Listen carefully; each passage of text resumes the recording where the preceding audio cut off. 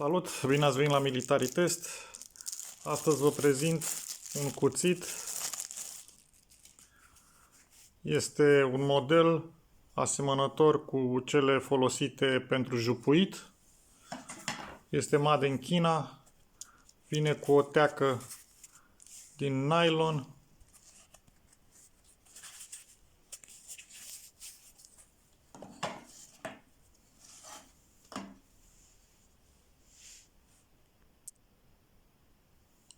Cuțitul este made in China, este no name.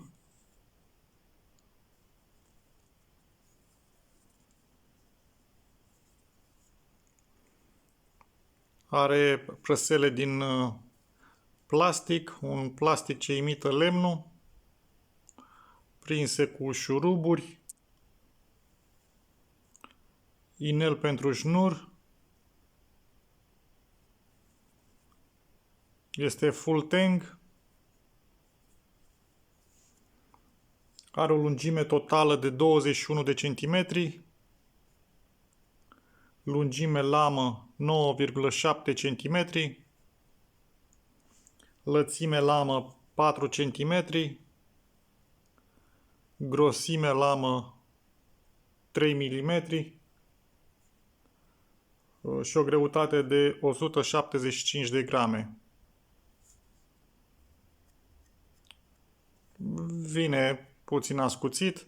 Partea de sus pentru tăiat șnur, sfoară sau chingă nu este deloc ascuțită.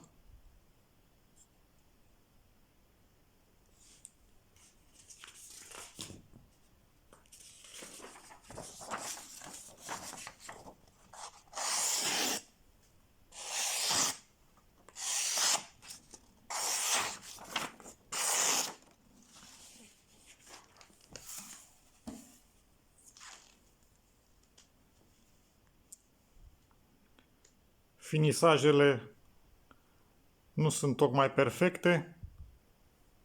Nu uitați să vă abonați la canalul de YouTube. Subscribe. Plăserele sunt montate un pic decalat față de lamă.